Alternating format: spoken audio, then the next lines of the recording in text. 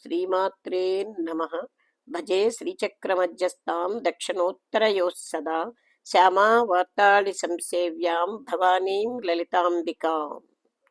చింతామణి గృహస్యాస్య ప్రమాణం శృణు భూమిప సహస్రయోజనాయామం మహాంతస్తత్ ప్రచక్షతే.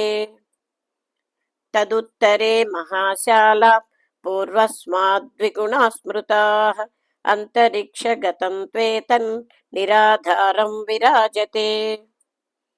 సంకోచశ్చ వికాసశ్చ జాయతేస్య నిరంతరం పటవత్కార్యవశతః ప్రళయే సర్జనే తథా.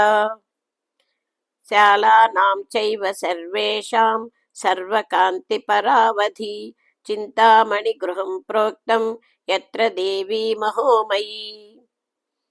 ఏ ఏ ఉపాసకా సంతి ప్రతిబ్రహ్మాండవర్తినః దేవేషు నాగలోకేషు మనుష్యేషు వితరేషు చ.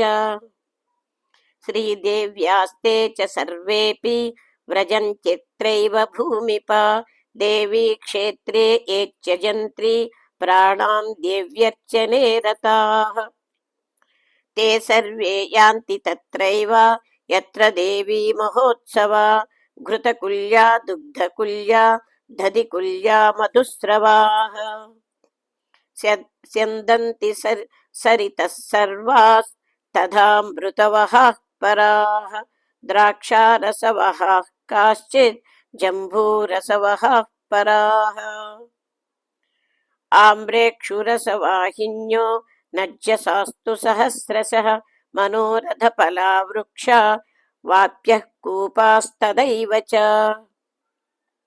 యథేష్టపానఫలదా నన్యూనం కించిదస్తి న రోగఫలితం వాపి జరా వాపి కదాచన. న చింతా న త్వమాత్సర్యం కామక్రోధాధికం తదా సర్వే యువాన్న సస్త్రీకా సహస్రాదిత్యవర్చసః. భజంతి సతతం దేవి తత్ర శ్రీభువనేశ్వరీం కేచిత్ సలోకతాపన్నా కేచిత్ సామీప్యతాం గతాః. సరూపతాం గతా కేచిత్ సాష్టితాం చ పరే గతాః యాయాస్తు దేవతాస్తత్ర ప్రతిబ్రహ్మాండవర్తినాం. సమస్తయస్థితాస్తాస్తు సేవంతే జగదీశ్వరీం సప్తకోటి మహామంత్ర మూర్తిమంత ఉపాసతే. మహావిద్యాశ్చ సకలా సామ్యావస్థాత్మికాం శివాం కారణ బ్రహ్మరూపాం తాం మాయాశబల విగ్రహాం. ఇత్థం రాజన్మయా ప్రోక్తం మణిద్వీపం మహత్తరం న సూర్యచంద్రో నో విద్యుత్ కోటయోగ్నిస్తదైవ చ. ఏతస్య భాసా కోట్యం సేనాపి తే సమాః క్వచిద్ విద్రుమ సంకాశం క్వచిన్మరకతచ్ఛవిః.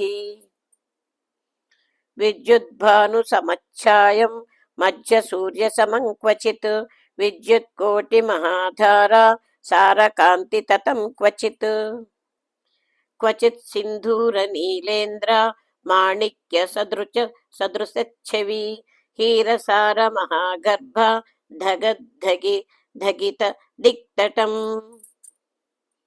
కాంచాదావానలః సమం తప్త కాంచన సన్నిభం క్వచిత్ చంద్రోపలోద్గారం సూర్యోద్గారం చ కుత్రచిత్. రత్నశృంగి సమాయుక్తం రత్నప్రాకార గోపురం రత్నపత్రైరత్నఫలైర్ వృక్షైశ్చ పరిమండితం. నృత్యన్మయూర సంఘైశ్చ కపోతరణితోజ్వలం కోకిలా కాకలీలాపై సుకలాపైశ్చ శోభితం. సురమ్య రమణీయాంబు లక్షావధి సరోవృతం తన్మధ్య భాగ విలసత్ వికచద్రత్న పంకజైః. సుగంధిభిః సమంతాత్తు వాసితం శతయోజనం మందమారుత సంభిన్న చలద్రుమ సమాకులం.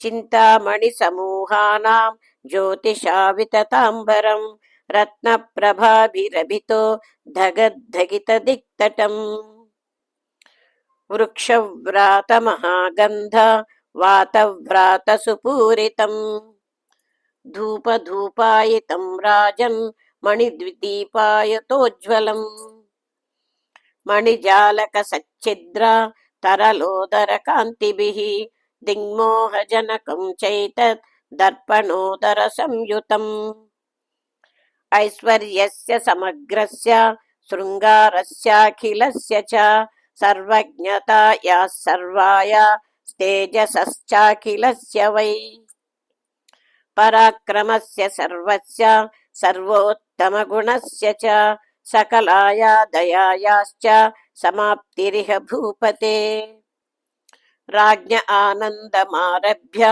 ब्रह्मलोकान्तभूमिषु आनन्दा ये स्थिता सर्वे तेऽत्रैवान्तर्भवन्ति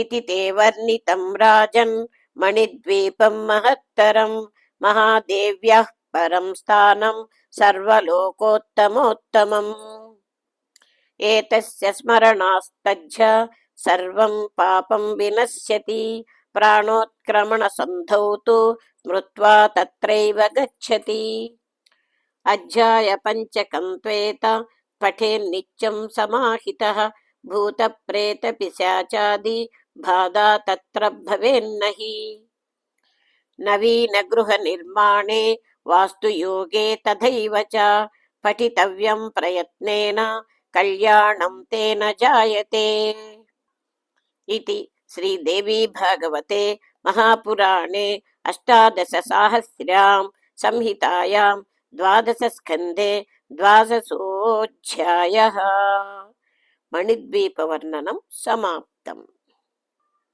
सर्वमङ्गलमाङ्गल्ये शिवे सर्वार्धसाधिके शरण्ये त्र्यम्बके गौरी नारायणि नमोऽस्तुते शरणागतदीनार्थ परित्राणपरायणे सर्वस्यार्तिहरे देवी नारायणि नमोऽस्तुते। श्रीमात्रे नमः। हरिः ओं तत्सत्। सर्वं श्रीदेवी चरणारविन्दार्पणमस्तु। ओम शांति शांति शांति।